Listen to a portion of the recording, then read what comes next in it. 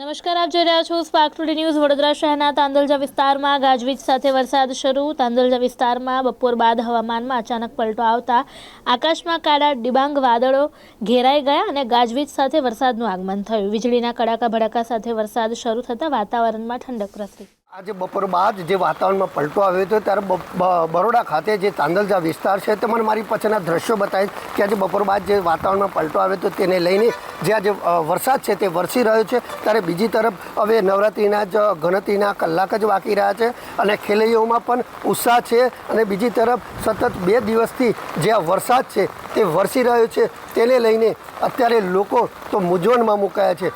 Reporter Ishak Mansuri, spark today news.